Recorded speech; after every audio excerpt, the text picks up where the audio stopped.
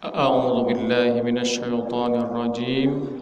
بسم الله الرحمن الرحيم. السلام عليكم ورحمة الله وبركاته. الحمد لله رب العالمين، والصلاة والسلام على أشرف الأنبياء والمرسلين وعلى آله وأصحابه أجمعين. أشهد أن لا إله إلا الله وحده لا شريك له، وأشهد أن محمدا عبده ورسوله لا نبي بعده. اللهم فصل وسلم وبارك على هذا النبي الكريم، نبينا الهادي محمد صلى الله عليه وسلم وعلى آله وأصحابه ومن تبعهم بإحسان إلى يوم الدين. أما بعد، فيا معاشر المسلمين والمسلمات، أوصيكم ونفسي بتقوى الله فقد فاز المتقون. يا أيها الذين آمنوا اتقوا الله حق تقاته ولا تموتن إلا وأنتم مسلمون. Masyarul muslimin wal muslimat, jamaah Masjid Al-Kautsar yang dimuliakan Allah Subhanahu wa taala. Pertama sekali mari kita bersyukur kepada Allah Subhanahu wa taala atas segala nikmat karunia yang telah Allah berikan kepada kita. Terutama sekali adalah mensyukuri nikmat iman. Nikmat kita masih digolongkan dalam golongan orang-orang yang beriman, al-mu'minun. Dan dengan adanya iman di dalam hati setiap kita, maka itulah yang menjadikan kita orang-orang yang istimewa, orang-orang yang mulia di sisi Allah Subhanahu wa taala.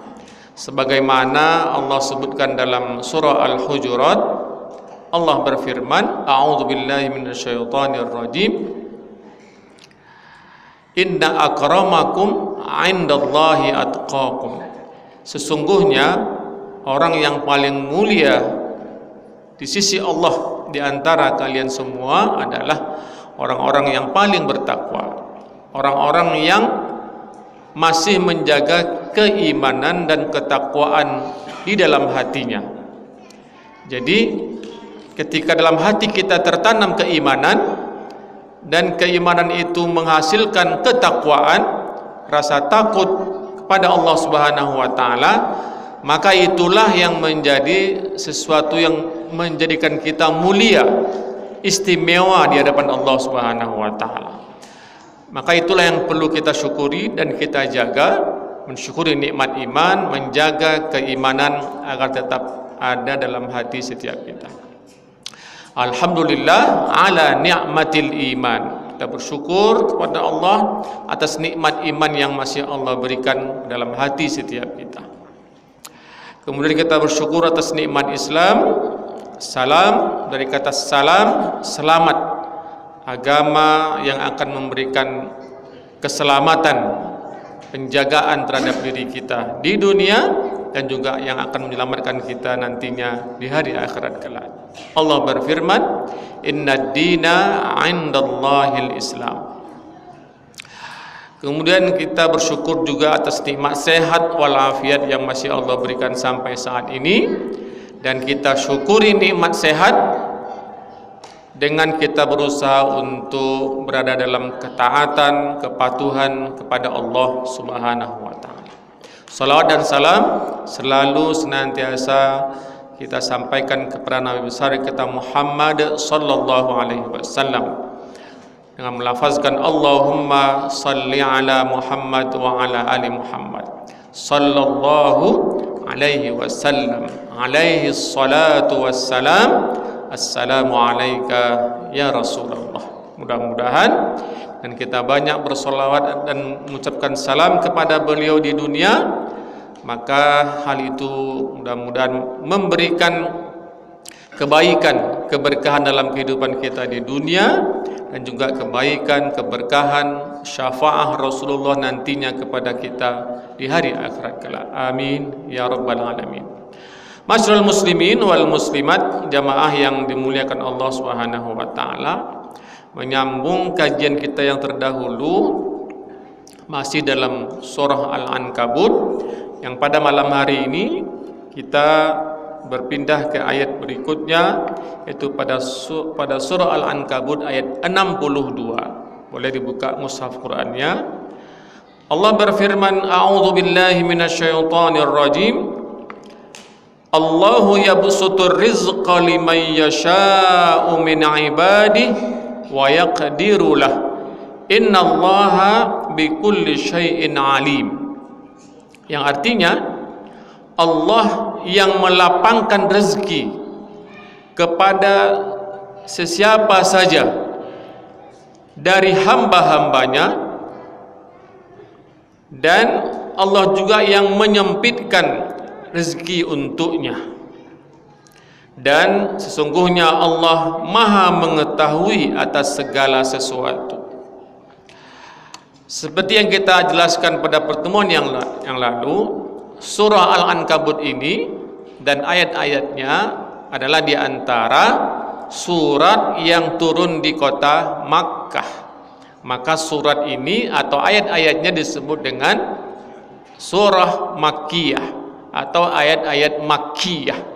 Ayat surat turun di kota Makkah.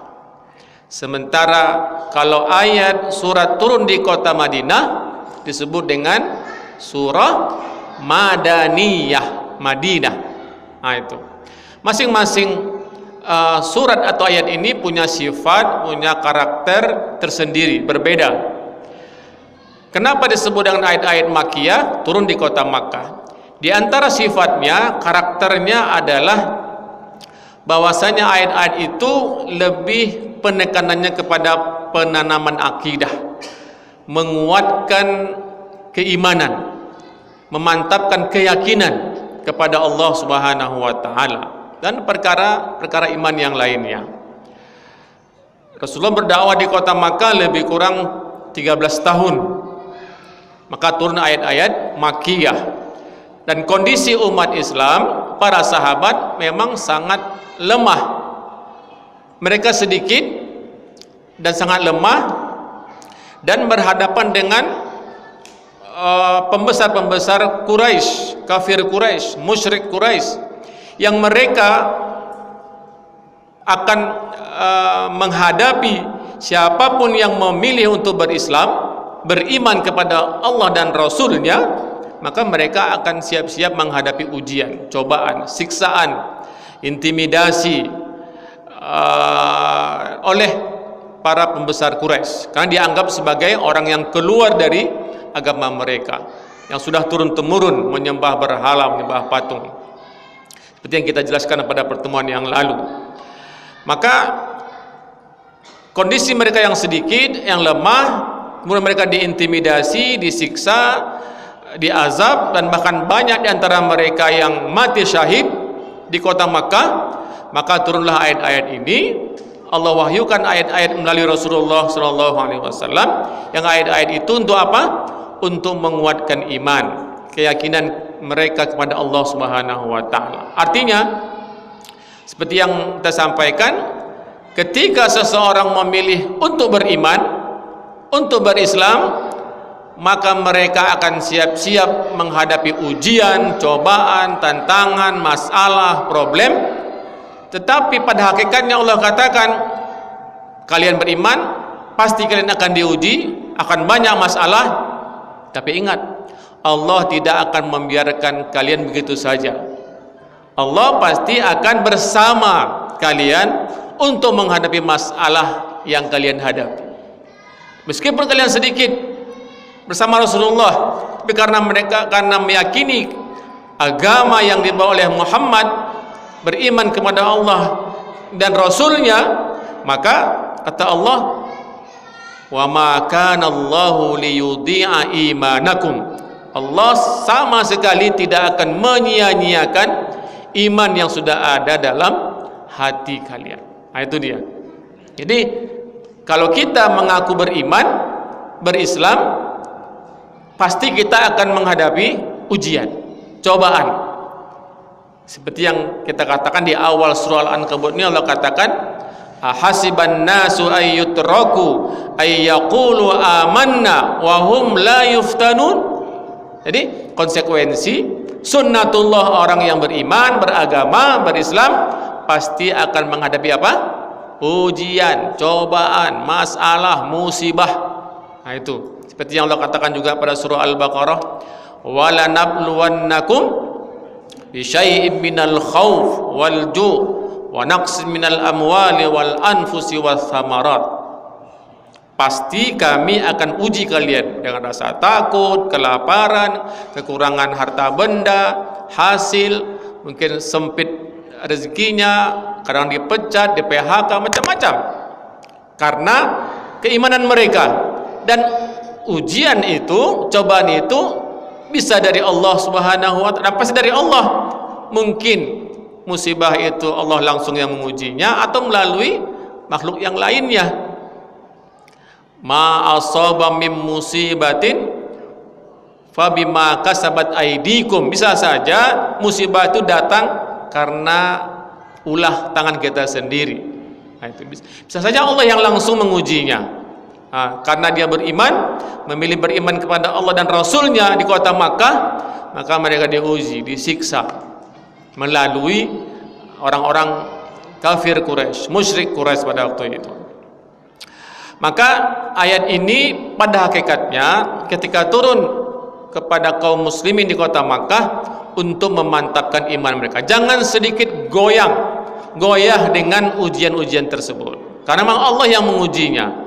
Konsekuensi dari berislam, beriman kepada Allah dan Rasulnya di kota Makkah. Nah itu tentu yang kita katakan pada ayat sebelumnya, bahwasanya yang karena mereka sudah tak tahan lagi dengan siksaan, intimidasi, embargo dari kafir Quraisy dan ancaman akan dibunuh, dieksekusi, termasuk Rasulullah dan para sahabatnya, maka tidak lain, tidak bukan meninggalkan kota, negeri yang tidak kondusif untuk beribadah.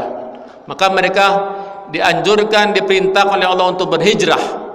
Maka berhijrahlah sahabat sebagian ke kota Habasyah, Ethiopia, Afrika, sebagian lagi ke kota Yasrib yang akhirnya menjadi kota Madinah. Karena tidak mungkin menetap di kota Makkah, karena sedikit. Abu Thalib meninggal dunia, Siti Khadijah meninggal dunia, tidak lagi yang akan menjaga mereka dari siksaan, intimidasi orang kafir Quraisy. Maka berhijrahlah. Nah tentu ada ketakutan, ujian lagi dari Allah, rasa takut. Apa di antara ketakutan itu? Ya takut kalau mereka meninggalkan kota Makkah, kampung halaman mereka, mereka tinggal di Habasyah, Ethiopia, atau tinggal di Madinah. Siapa yang akan menanggung kehidupan mereka? Di mana mereka tinggal? Di mana? Apa yang mereka makan, minum? Bagaimana? Harta mereka hanya di kota Makkah. Maka kata Allah, turun ayat-ayat Makkiyah ini untuk menenangkan, memberikan rasa aman pada hati mereka. Jangan takut. Rezeki yang kalian takutkan nanti, apa yang akan kalian makan, minum, di mana tinggal, maka turunlah ayatnya.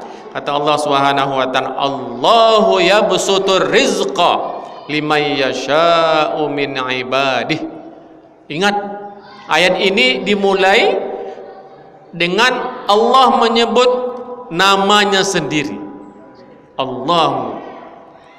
Ya kan? Allah berfirman tentang zatnya dengan namanya. Allah itu adalah nama Allah yang paling agung, Ismullahil A'zam. Allah punya nama-nama banyak, ya kan? Seperti dalam Al-Quran Allah katakan, walillahil asma'ul husna fad'uhu biha. Sesungguhnya Allah memiliki nama-nama yang baik, yang mulia, maka berdoalah dengan nama-nama tersebut. Allahu Ar-Rahman, Ar-Rahim, Al-Malik, Al-Quddus, dan seterusnya. Nah, di sini ayat ini memberikan apa? Memberikan keyakinan, keimanan, meneguhkan keimanan mereka. Jangan takut kalian sudah memilih untuk beriman kepada Allah, maka Allah lah yang akan mengurus rezeki kalian. Allahu yabsutur rizqa. Yabsutu dalam bahasa Arab itu bermakna melapangkan ataupun membentangkan atau memberikan seluas-luasnya.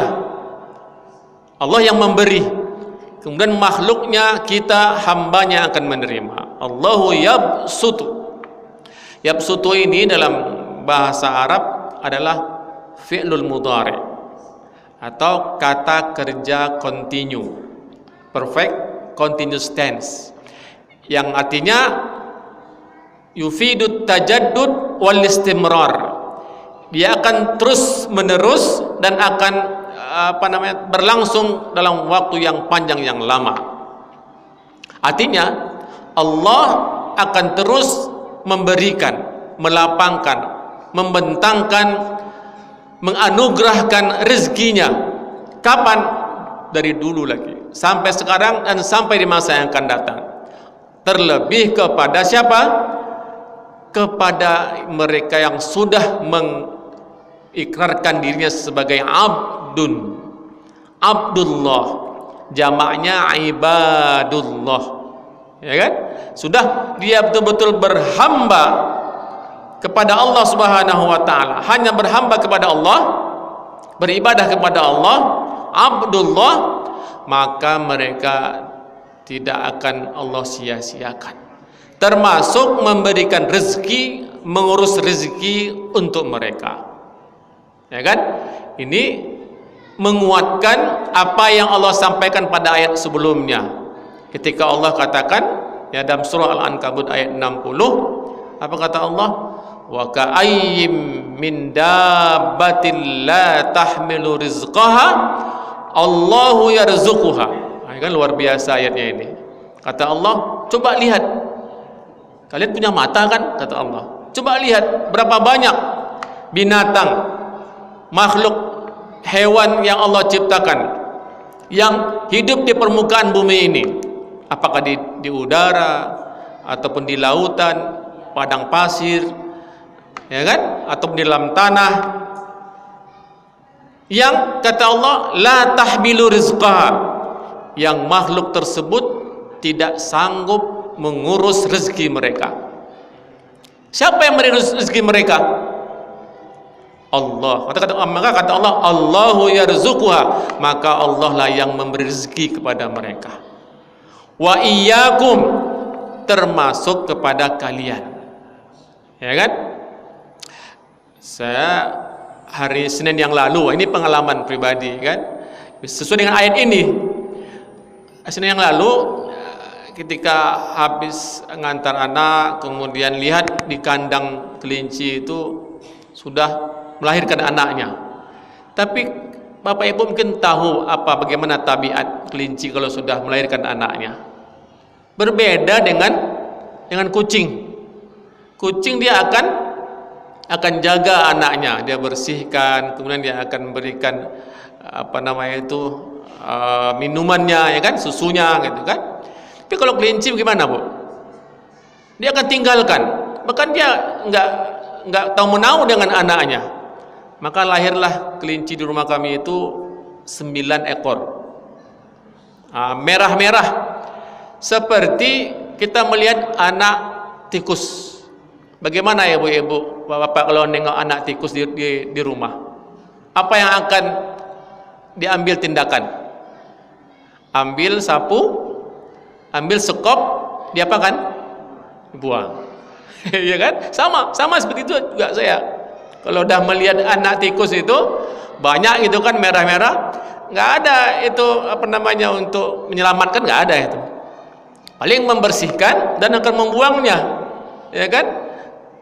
Macam-macam lah nanti kan. Tapi saya nggak tahu ini pengalaman pribadi juga, ya kan? Ini hari keempat ini. Hari keempat, bagaimana sikap kita terhadap anak kelinci ini berbeda ternyata, walaupun juga mirip-mirip, ya kan?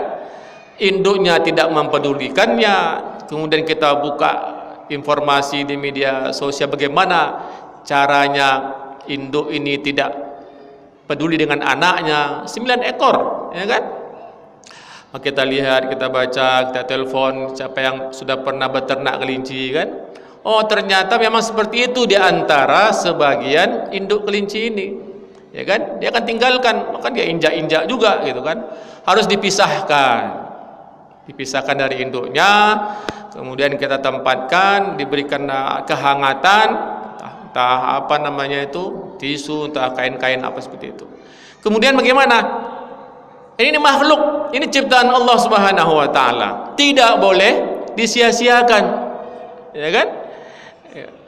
Nah, kemudian bagaimana? Ya, kitalah yang bertanggung jawab untuk memberi dia makan, memberi dia rezeki untuk dia bisa hidup, bertahan hidup.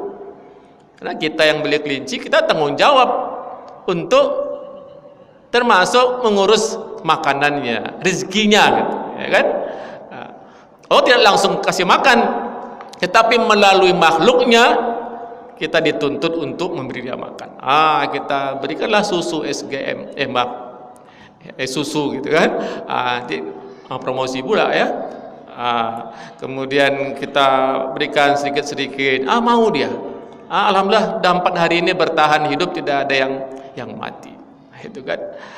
Berbeda dengan pelakuan hati kita terhadap anak-anak tikus dengan anak-anak kelinci tadi. Seperti itulah. Ini contoh saja, ya kan? Maka kita bersabar pula memberinya minum susu 3 kali sehari. Kalau mau bertahan hidup, ya kan? Bagi-bagi tugaslah dengan anak-anak, gitu kan? Ini contohnya. Maka kata Allah pada ayat ini, itu yang kita nampak oleh mata kita. Bagaimana dengan hewan yang tak nampak oleh mata kita? Yang sama kasusnya dengan kelinci ini.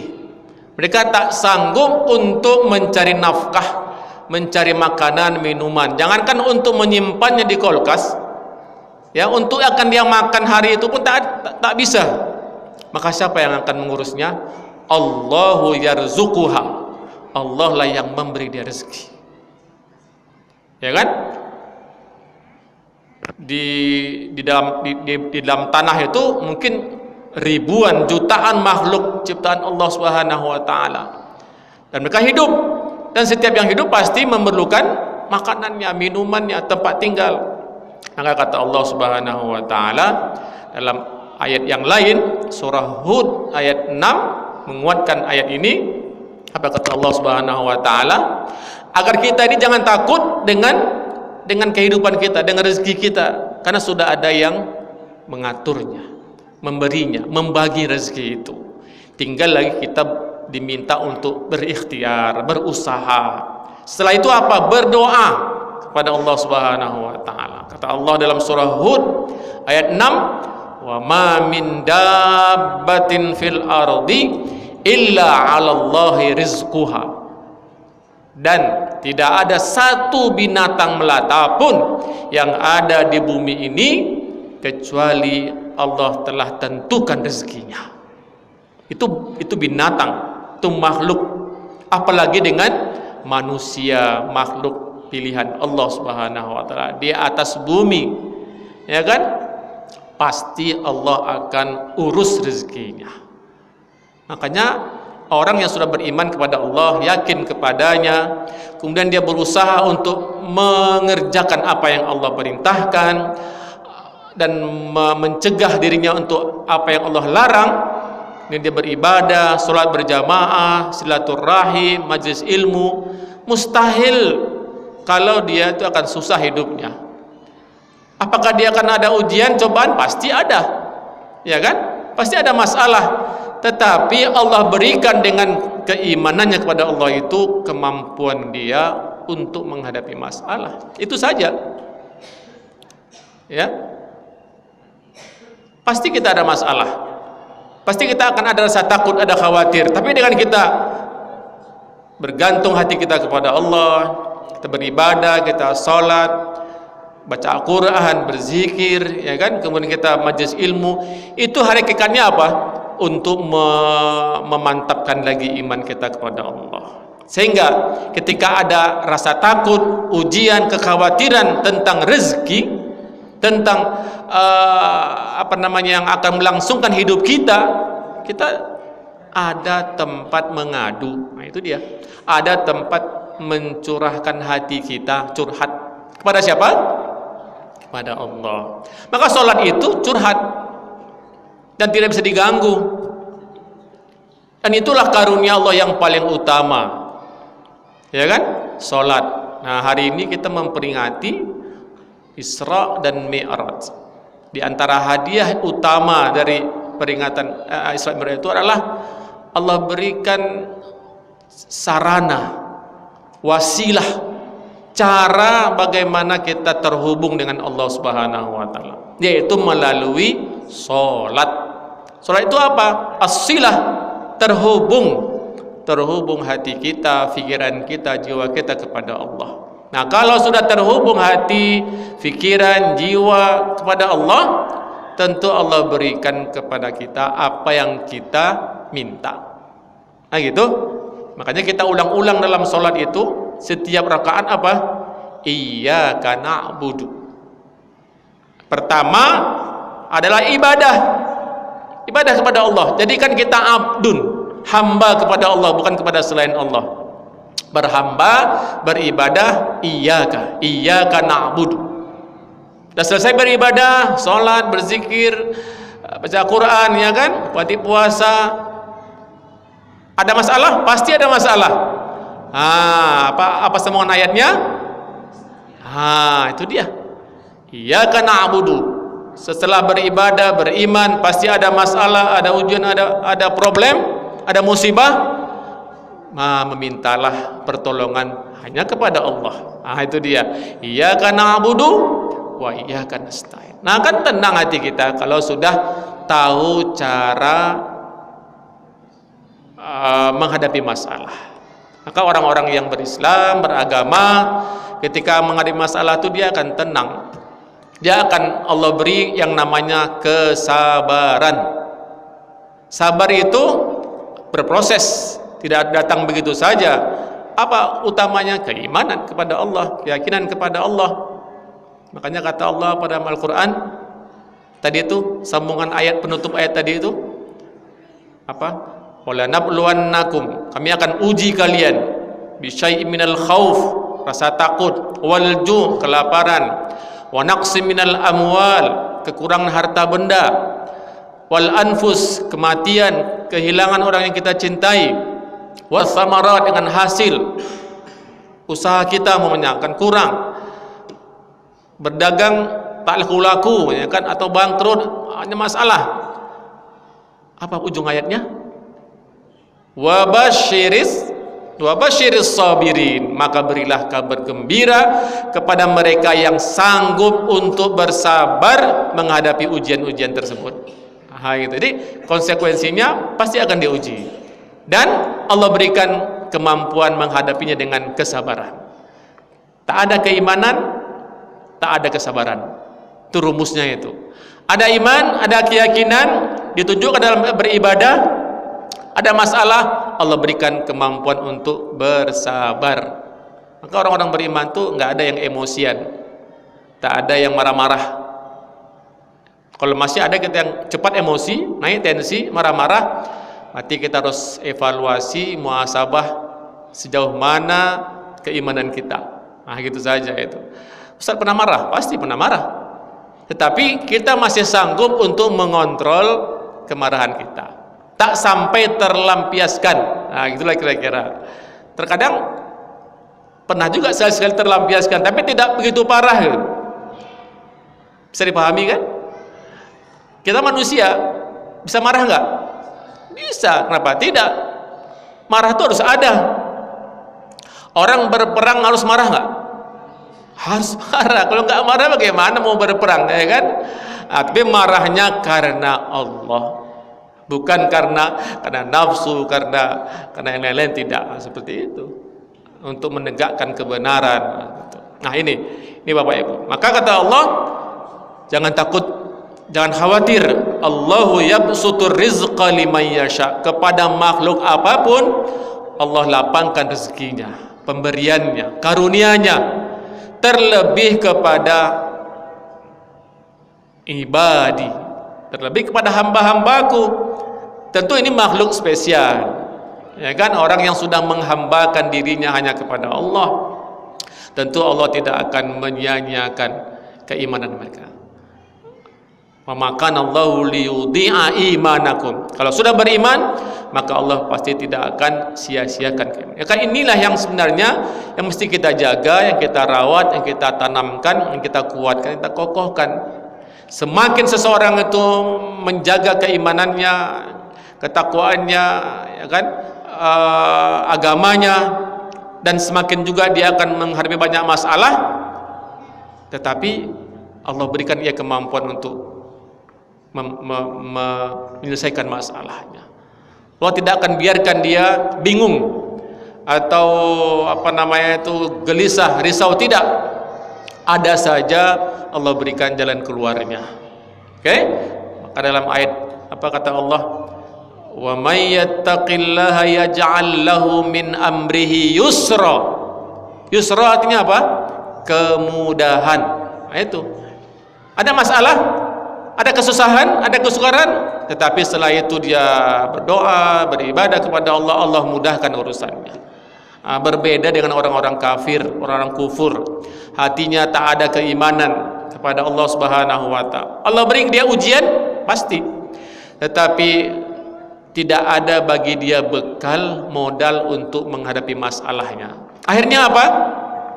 Akhirnya dia tadi menyelesaikan masalah sesuai dengan akal fikirannya saja.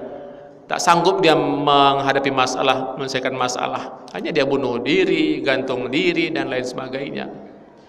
Ada kemarin kita dengar ayah membunuh 4 anak kandungnya. Ini bagaimana ini? Apa masalahnya?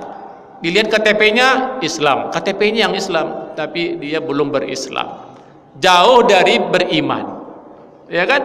Orang beriman tak seperti itu, ya pasti dia sanggup dia menghadapi seperti itu. Nah, inilah pentingnya membekali diri dengan keimanan, ketakwaan. Makanya setiap khotib naik mimbar Jumat wasiat ada apa lah wasiatnya?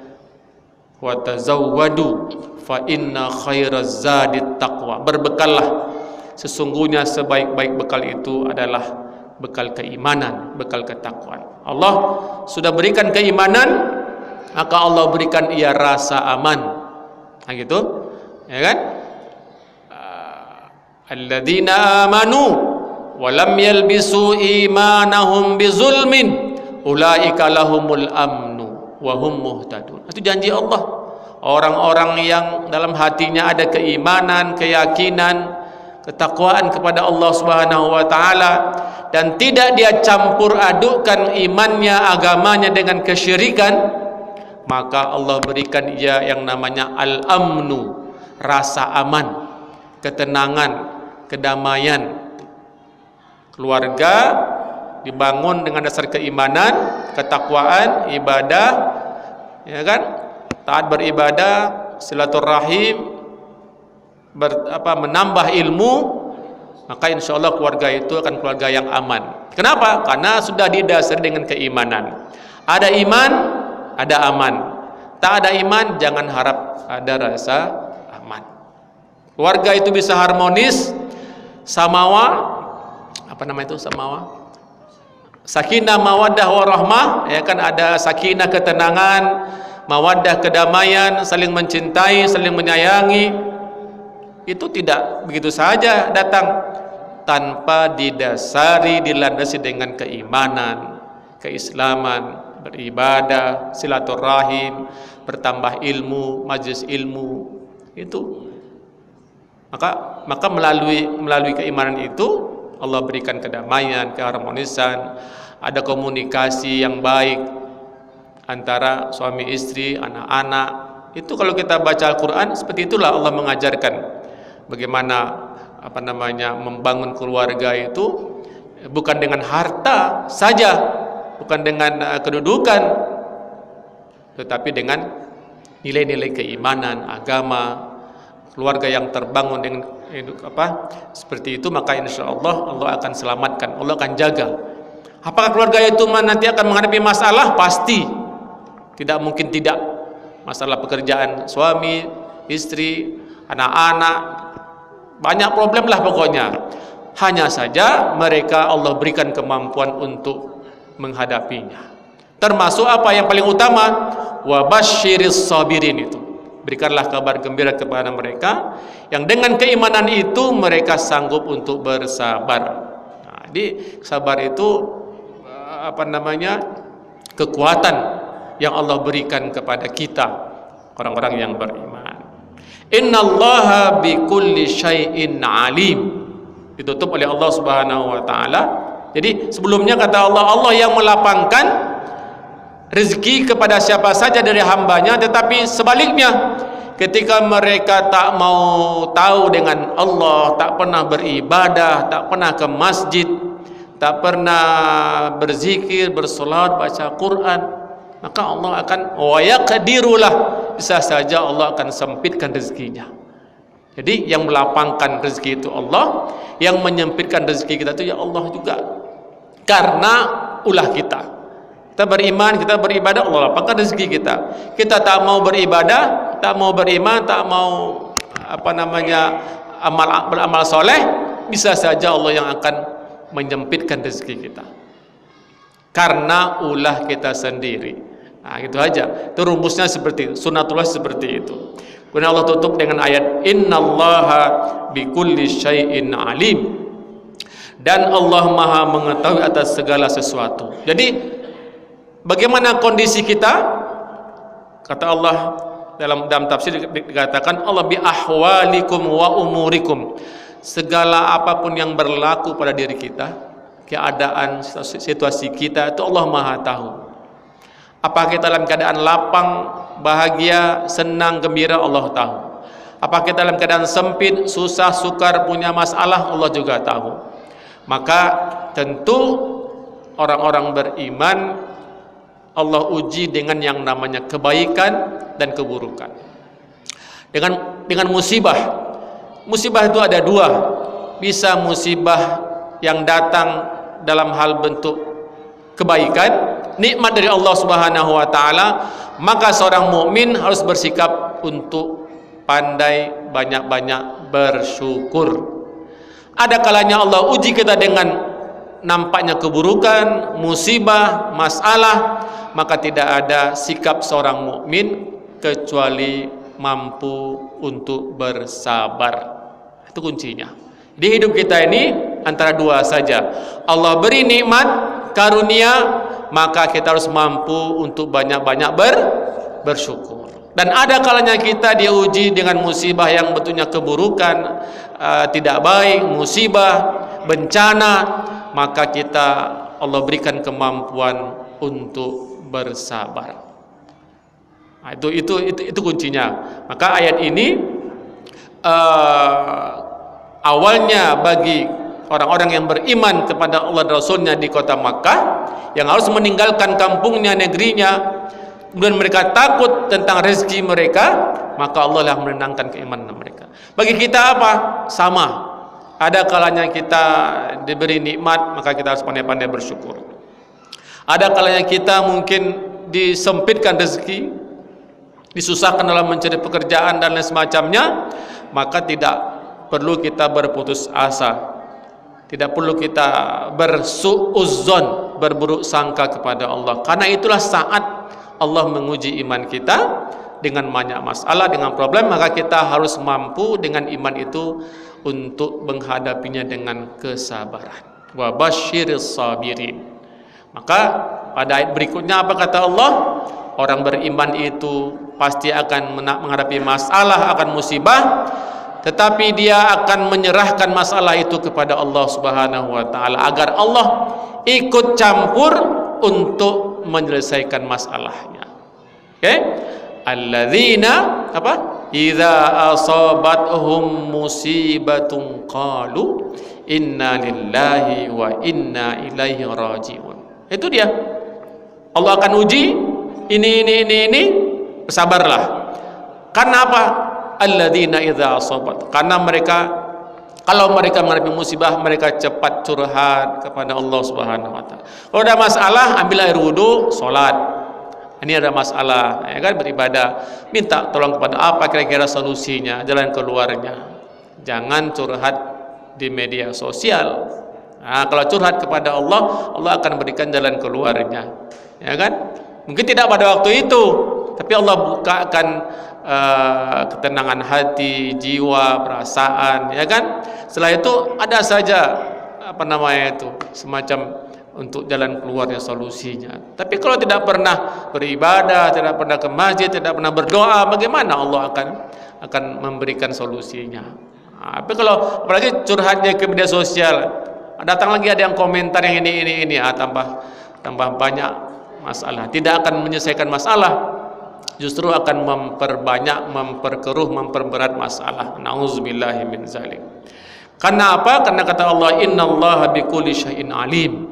Karena pada hakikatnya Allah itu maha mengetahui atas segala sesuatu, kondisi kita, keadaan kita. Maka tentu kita tidak ada tempat berharap, bermohon, bermunajat dan berdoa kecuali kepada Allah Subhanahu wa ta'ala. Demikian mungkin Bapak Ibu yang dapat sampaikan. Ada masuk ya? Belum lagi. Baik. Sebagai kesimpulan, artinya adalah bahwasanya Allah Subhanahu wa taala memberikan keyakinan kepada kita bahwasanya dalam hidup ini, dalam kehidupan ini, kita tidak bisa untuk terhindar dari masalah apapun, siapapun. Seperti yang kita katakan pada ayat tadi, jangankan kita manusia yang Allah telah beri badan yang sehat, akal yang sehat menghadapi masalah, dan kita sanggup menghadapi masalah terhadap rezeki. Di sana banyak juga makhluk-makhluk Allah yang lain yang mereka tak sanggup mengurus rezeki mereka, tapi kata Allah yakinkan, Allahu yarzuquha, Allah lah yang akan memberi, mengurus rezeki mereka. Maka tidak ada kekhawatiran bagi mereka yang sudah memilih untuk berislam, beriman kepada Allah dan Rasulnya, dan ketika mereka menghadapi masalah ataupun musibah, pasti Allah akan ikut bersama dengan mereka. Dalam ayat yang lain Allah juga jelaskan apa perintah Allah Subhanahu wa taala kepada mereka yang beriman, ya ayyuhalladzina amanu sta'inu bis sabri was shalah, innallaha ma'as sabirin. Wahai orang-orang yang beriman, pasti kalian akan menghadapi masalah, musibah dengan keimanan kalian, maka mintalah pertolongan dengan bersabar. Ada masalah, sabar, bisa menahan emosi. Ini masalah besar ini. Kemudian sholat, artinya cepat kita untuk terhubung hati kita, jiwa kita dengan Allah Subhanahu wa taala. Ya kan? Nah, kalau sudah beriman, Allah berikan kemampuan untuk bersabar, kemudian dia istiqamah dalam sholat, dalam beribadah, maka innallaha ma'as sabirin, gitu kan? Maka Allah akan bersama dengan orang-orang yang bersabar dalam menghadapi, menyelesaikan masalah mereka. Itu janji Allah. Allah yang berfirman, tentu tidak ada sedikit pun keraguan bagi kita dalam mengimani, meyakini ayat-ayat Allah tersebut. Dan itulah yang sudah kita alami selama ini. Betapa banyak masalah yang sudah kita hadapi. Mengapa kita masih bertahan sampai saat ini? Itu sebab karena kita meyakini dalam hati kita ada keimanan, dan selama ini kita sudah banyak menghadapi masalah, dan ternyata Allah sayang dengan kita, dan Allah berikan kita kemampuan untuk menghadapi masalah-masalah selama ini. Bagaimana di masa yang akan datang? Sama, mungkin kita menghadapi banyak masalah lagi, mungkin lebih berat lagi. Maka apa caranya? Apa solusinya? Perkuat keimanan, ya kan? Perkokoh keimanan, ketakwaan, hubungan kita dengan Allah Subhanahu wa taala dengan ketaatan. Penutup, kata ulama kita, al-imanu yazidu wa yanqus. Yang namanya kondisi iman dalam hati setiap kita itu akan mengalami naik turun. Yazidu bitta'ah, maka bertambah iman itu dengan terus kita dalam ketaatan. Wa yanqusu bil ma'siyah, dan iman itu pun akan mengalami turun surut dengan kalau kita bermaksiat. Maka kuatkan keimanan dengan terus dalam ketaatan dan hindari dari kemaksiatan. Demikian Bapak Ibu yang dapat saya sampaikan. Mudah-mudahan ada manfaatnya untuk saling mengingatkan di antara kita. Karena di antara sifat orang-orang beriman itu adalah saling mengingatkan, saling menasihati. Wa dzakir fa inna dzikra tanfa'ul mu'minin. Maka saling mengingatkanlah di antara kita. Karena dengan saling mengingatkan, saling menasihati itu akan memberikan manfaat kepada orang-orang yang beriman. Subhanakallahumma wa bihamdika asyhadu an la ilaha illa anta astaghfiruka wa atubu ilaik. Wassalamu alaikum warahmatullahi wabarakatuh.